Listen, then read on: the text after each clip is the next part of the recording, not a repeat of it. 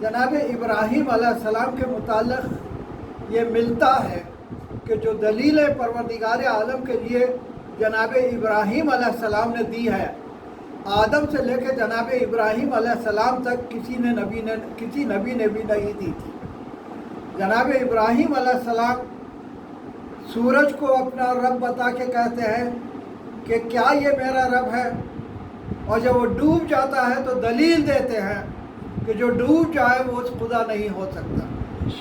دلیلیں دے دے کے جناب ابراہیم جب ان کے چچا نے کچھ بت دیے لے جا کے بیچ دو، تو ان بتوں کے پاؤں میں رسی باندھ کے کھینچتے ہوئے لے جاتے تھے اور کہتے تھے کہ کون ہے جو ایسے خدا کو خریدے جسے زمین پر کھینچا جا رہا ہے تو کچھ نہیں کرتا۔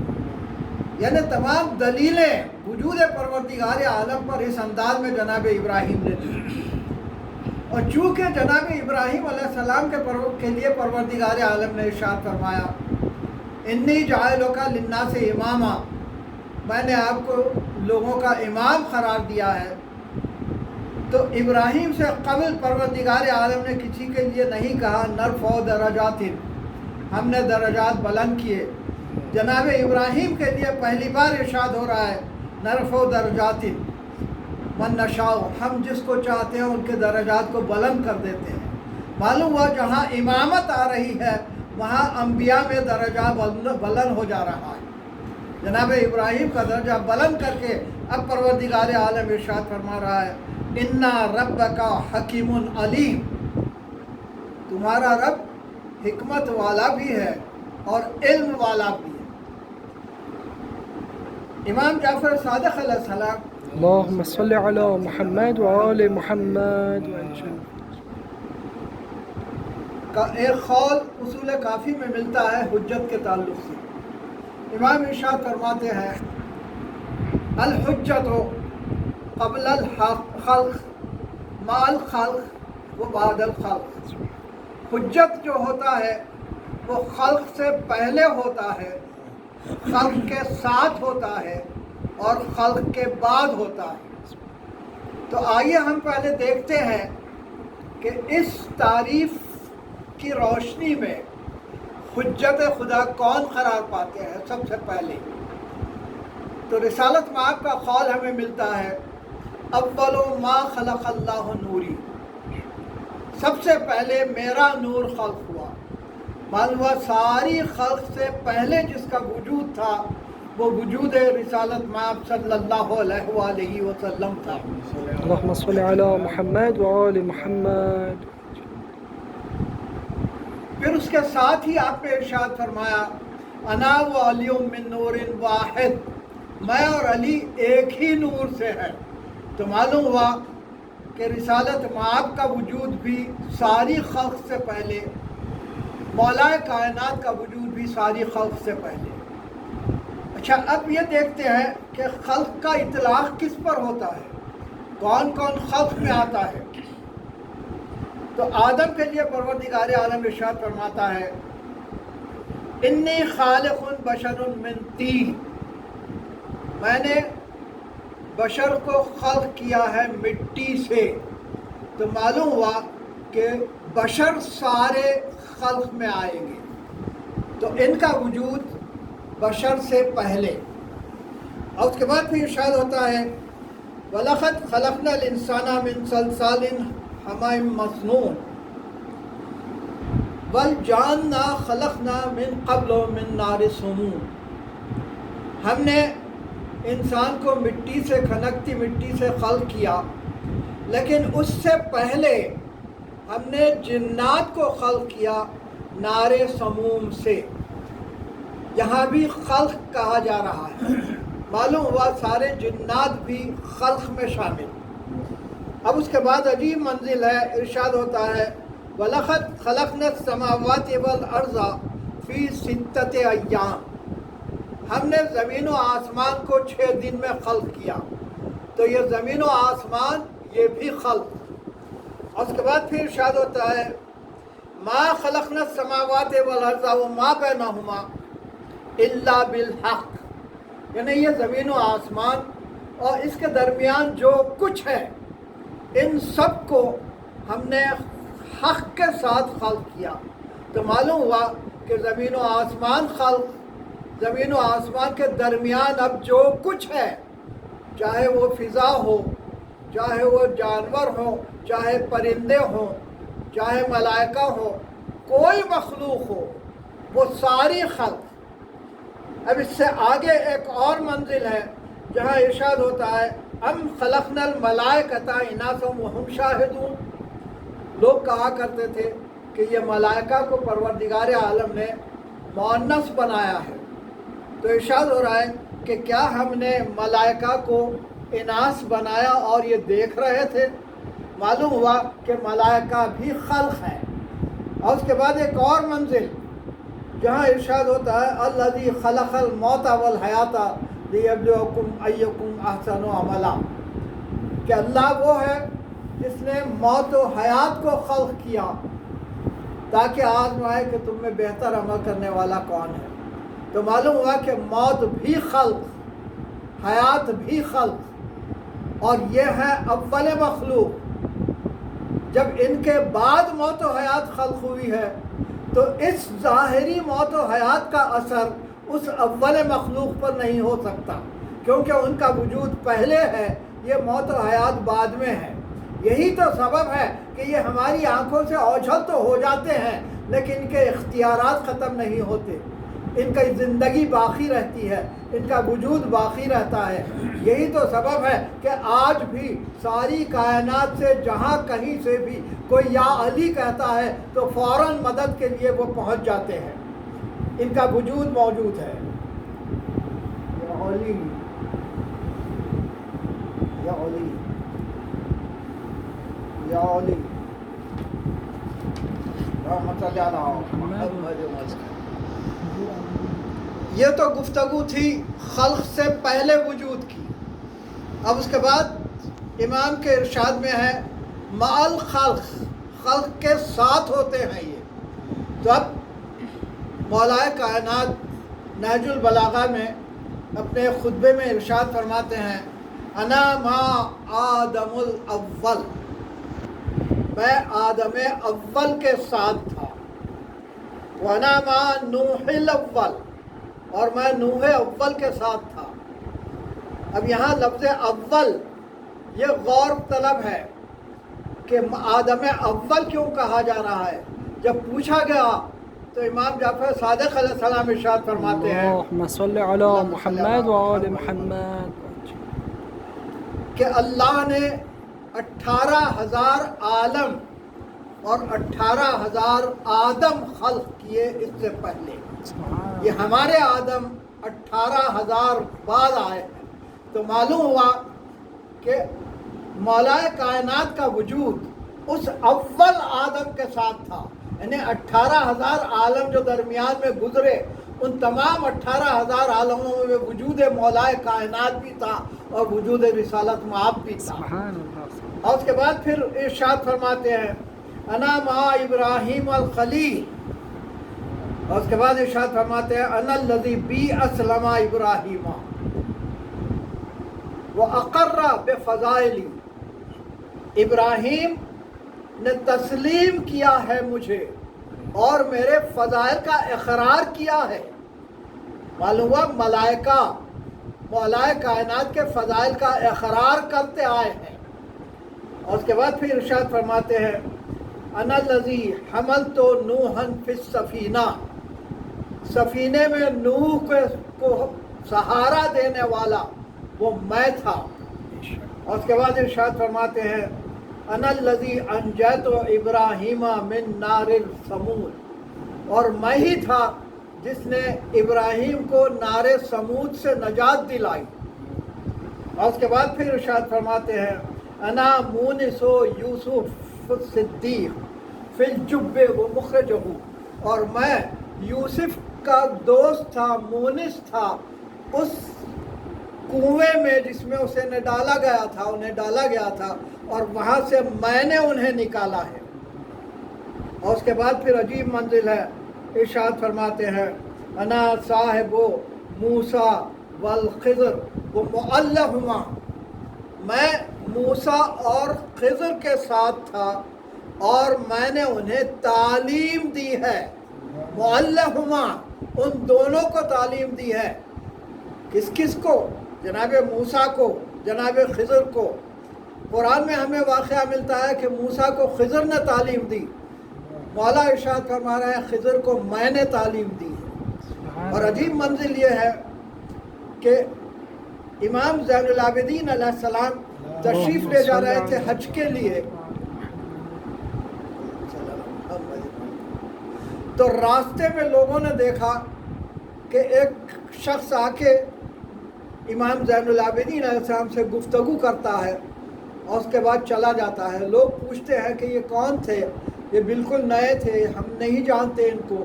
تو آپ نے ارشاد فرمایا کہ یہ خضر تھے جو ہمارے پاس آیا کرتے ہیں اور ہم سے مسائل لے کے جایا کرتے ہیں۔ تو معلوم ہوا کہ حجت خدا وہ ہے جو خلق کے ساتھ ہوتا ہے۔ اب اس کے بعد پھر ارشاد فرماتے ہیں انا عصا الکلیم، میں موسیٰ کا عصا ہوں۔ اب سمجھ میں آیا موسیٰ ڈرے کیوں تھے عصا سے۔ اگر صرف عصا ہوتا تو موسیٰ نہ ڈرتے، چونکہ وجود مولائے کائنات اس عصا سے متعلق تھا، لہذا موسیٰ ڈر گئے۔ اور اس کے بعد پھر آپ ارشاد فرماتے ہیں انا الذی ابرئ الاکمہ والابرص،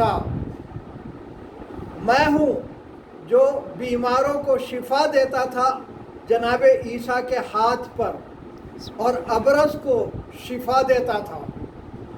اور اس کے بعد پھر ارشاد فرماتے ہیں انا انبئکم بما تاکلون وما تدخرون، جناب عیسیٰ کا جو فقرہ ہے کہ میں تمہیں بتاؤں گا کہ تم کیا کھاتے ہو، تم کیا چھپا کر رکھتے ہو گھر میں۔ یہ ساری چیزیں در حقیقت مولائے کائنات ان انبیاء کو بتایا کرتے تھے۔ اسی لیے امام جعفر صادق علیہ السلام نے ارشاد فرمایا کہ الحجت مع الخلق، اللہم صلی علی محمد و آل محمد۔ اب اس کے بعد ایک آخری فقرہ امام جعفر صادق علیہ السلام کا کہ الحجت بعد الخلق، خلق کے بعد بھی حجت خدا کا وجود ہوتا ہے۔ جب قرآن مجید میں ہمیں ایک آیت ملتی ہے لِمَنِ الْمُلْكُ الْيَوْمَ، جب قیامت آ جائے گی سب ختم ہو جائیں گے، حتیٰ کہ دوسرا سور بھی پھونک دیا جائے گا اور ملک الموت بھی مر جائے گا، اس کے بعد آواز آئے گی لِمَنِ الْمُلْكُ الْيَوْمَ، آج کس کی حکومت ہے؟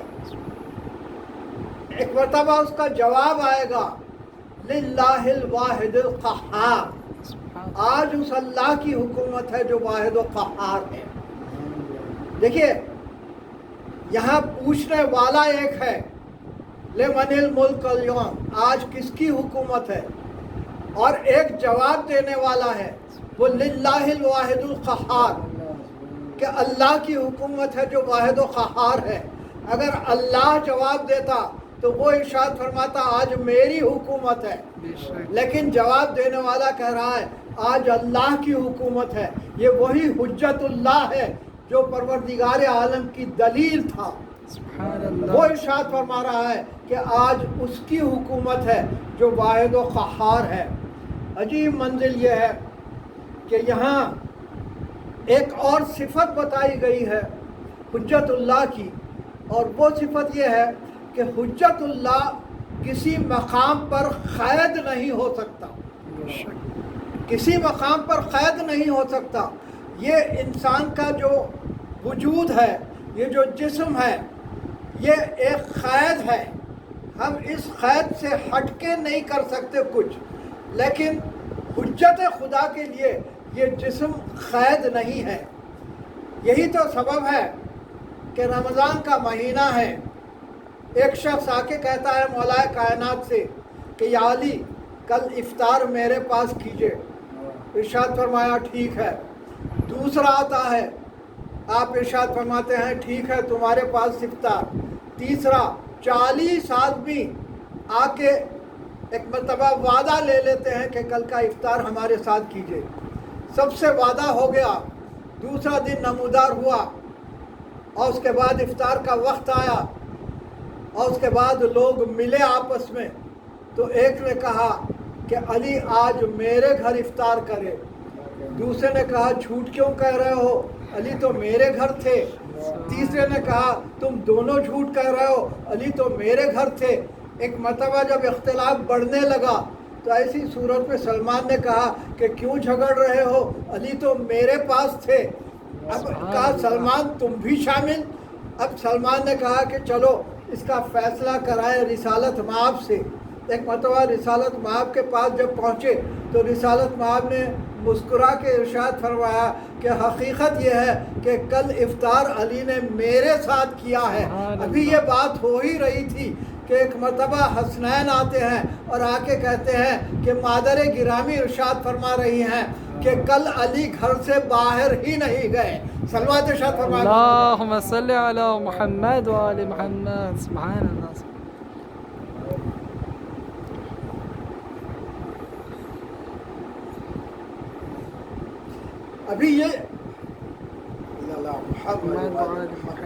ابھی یہ گفتگو ہو رہی تھی کہ جبریل نازل ہوئے اور جبریل نازل ہو کے رسالت مآب سے کہتے ہیں کہ یا رسول اللہ، اللہ بعد سلام اور درود کے یہ فرما رہا ہے کہ کل علی تو ہمارے پاس مہمان تھے۔ سبحان اللہ۔ صلوات ارشاد فرمائیں اللهم صل على محمد وآل محمد وجل۔ تو معلوم ہوا کہ حجت خدا وہ ہے جسے یہ بدن ایک مقام پر قید نہیں کر سکتا۔ اب اس کے بعد ایک اور صفت میں آپ کی خدمت میں عرض کروں کہ کائنات میں کوئی چیز ایسی نہیں ہے جو حجت خدا کو روک سکے، اور یہی تو سبب ہے کہ قبر میں مولا کائنات تشریف لاتے ہیں۔ آج دنیا کہتی ہے کہ کیسے ممکن ہے کہ علی قبر میں آ جائیں، ملک تو آ سکتا ہے، اور ملک کو کسی مقام پر فائز کرنے والا کیسے نہیں آ سکتا؟ جب ملک آ سکتا ہے تو مولا کائنات کیوں نہیں آ سکتے؟ دیکھیے پاکستان کے شاعر محسن نقوی عجیب بات کہتے ہیں، وہ کہتے ہیں ہم حسابی نہ کتابی، بس خبر ہے اتنی، اپنے مومن کے لیے حق کے ولی آتے ہیں، زندگی وار کے اس واسطے پہنچے ہیں یہاں، قبر میں ہم کو یقین ہے کہ علی آتے ہیں۔ تو معلوم ہوا کہ حجت اللہ وہ ہے جسے نہ کوئی دیوار روک سکتی ہے، نہ جسے کوئی جسم روک سکتا ہے۔ کائنات کی کوئی شے حجت اللہ کو روک نہیں سکتی۔ ہاں، مولا کائنات ایک آئیڈیل حجت خدا تھے، لیکن میں آپ کی خدمت میں عرض کروں کہ یہ سارا سلسلہ ہے ائمہ کا جو سارے حجت خدا ہیں، اور حجت خدا جب ہوتا ہے تو نفس اس کمال کی منزل پر پہنچتا ہے کہ جہاں پروردگار عالم اگر خطاب کرتا ہے تو یا ایتھا النفس المطمئنہ کہہ کے خطاب کرتا ہے کہ اے نفس مطمئن۔ کائنات میں پروردگار عالم نے کسی نبی کو نفس مطمئن نہیں کہا، صرف امام حسین علیہ السلام کی ذات ہے جن کے لیے اللہ نے کہا یا ایتھا النفس المطمئنہ ارجعی الی ربک راضیۃ مرضیہ فادخلی فی عبادی وادخلی جنتی، کہ اے میرے نفس مطمئنہ پلٹ آ۔ دیکھیے سورہ فجر یہ مخصوص ہے امام حسین علیہ السلام سے۔ فجر کے معنی ایک نئی صبح کے ہیں۔ امام حسین علیہ السلام سے کیوں منسوب ہے یہ سورہ؟ اس لیے منسوب ہے کہ امام حسین علیہ السلام نے جب قیام کیا ہے تو وہ قیام ایک نئی صبح دے رہا تھا ساری کائنات کو کہ دیکھو باطل کے خلاف قیام کس عالم میں کرنا چاہیے۔ اسی لیے سورہ فجر इमाम हुसैन अलैहिस्सलाम से मुताल्लिक़ हो गया। और अल्लाह ने नफ्स मुतमइन्ना कह के खिताब करके बताया कि कायनात में किसी नबी को भी मैंने नफ्स मुतमइन्ना नहीं कहा है, लेकिन हुसैन इस मंजिले इत्मीनान पर हैं कि मैं तस्दीक कर रहा हूँ कि ये नफ्स मुतमइन्ना है। अजीब मंजिल है। आज मुहर्रम की दूसरी तारीख है, काफिला रवाना हो चुका। रास्ते में एक मंजिल ऐसी आई है जहाँ इमाम हुसैन अलैहिस्सलाम ने एक मर्तबा किसी के सलाम का जवाब दिया, और जैसे ही सलाम का जवाब दिया, जनाब अब्बास अलैहिस्सलाम आके पूछते हैं, शहजादी ज़ैनब पूछती है कि भैया आपने किसके सलाम का जवाब दिया? इमाम इरशाद फरमाते हैं, अब्बास देखना चाहते हो? कहा हाँ मौला। एक मरतबा 2 उंगलियां बुलंद की। जनाब अब्बास देखते हैं कि जनाब मुस्लिम पर तलवार चल रही है और जनाब मुस्लिम सलाम कर रहे हैं। एक मरतबा जवाब सलाम दिया इमाम ने। अब्बास कहते हैं, मौला जिस मोजज़े से आपने ये बताया है मुझे वहाँ पहुँचा दीजिए। कहा अब्बास जाके क्या करोगे? कहा कि जिस्म जब फेंका जाएगा मैं ले लूँगा अपने हाथों पर। इरशाद फरमाते ज़रा नीचे की तरफ नज़र करो। अब अब्बास ने क्या देखा कि एक सियाहपोश बीवी वहाँ तशरीफ़ फरमा एक मरतबा उस जिस्म को वसूल करने के लिए मौजूद है। अजीब मंजिल है। और उसके बाद इमाम हुसैन अलैहिस्सलाम इरशाद फरमाते हैं, बहन ज़ैनब ज़रा बच्ची को बुलाना। बच्ची को बुलाया गया हो। जनाब मुस्लिम के बच्ची के सर पे हाथ फेरने लगे रुकैया के और कानों में बूंदे पहनाने लगे। बनी हाशिम के घराने की बच्ची थी, समझ गई। कहने लगी बाबा मेरे बाबा की खैर तो है। इरशाद फरमाया, बेटा मुझे अपने बाबा के मकाम पर समझना। हाँ ये तरीक़ा है, यतीमों के साथ क्या तरीक़ा इख्तियार किया जाए बता रहे हैं हुसैन। लेकिन सकीना ये देख रही थी कि जब कोई यतीम होता है तो सर पे हाथ फेरा जाता है, कानों में बूंदे पहनाए जाते हैं। लेकिन हाँ करबला के मैदान में बाद असर सकीना पे ये जुल्म हुआ कि एक मरतबा तमाचे लगाए जाने लगे, कानों से बूंदे खींचे जाने लगे। हाय यतीमी अजीब अंदाज में सकीना पर आई। आगे बड़ा काफिला मकाम शराफ पर पहुँचे। मकाम शराफ पर हुर ने रास्ता रोका। वहाँ आलम यह था हुर की फौज का कि प्यास से ज़बानें निकली जा रही थी, जानवरों की भी इंसानों की भी। इमाम ने इरशाद फरमाया, अब्बास दहाने खोल दो मशकों के, सबको सैराब करो।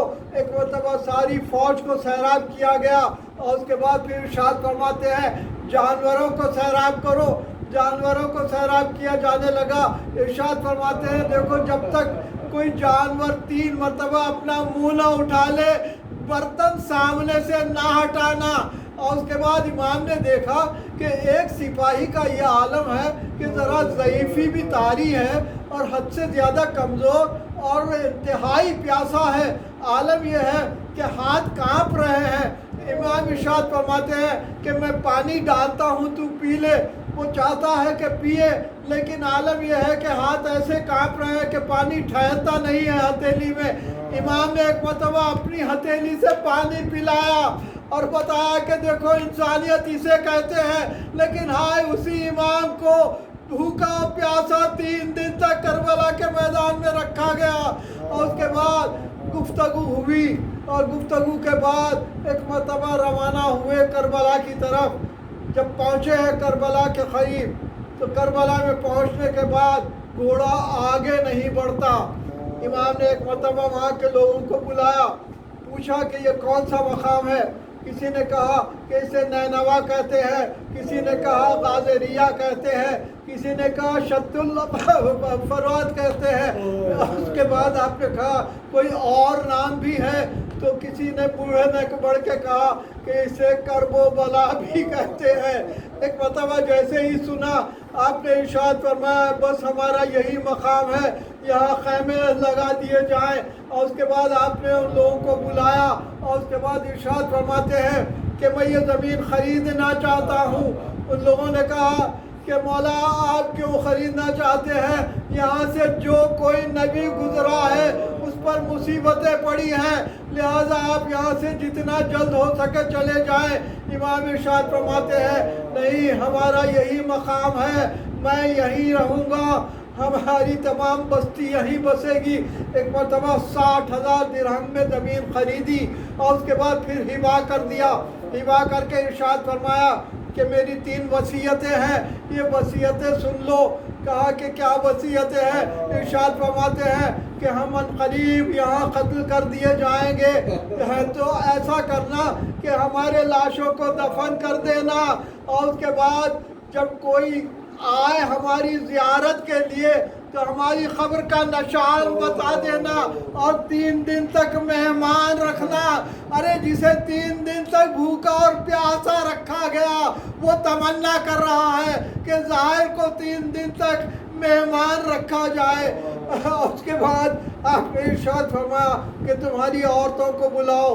عورتیں آئیں تو ارشاد فرماتے ہیں کہ اگر تمہارے مرد کوتاہی کرے ہماری تدفین میں کسی وجہ سے ڈر کے تو تم لوگ انہیں غیرت دلانا، اور اگر وہ پھر بھی غیرت نہ کرے تو خود آ کے کچھ ہمیں دفن کرنے کی کوشش کرنا۔ اور اس کے بعد پھر ارشاد فرماتے ہیں کہ تمہارے بچوں کو بھیج دو۔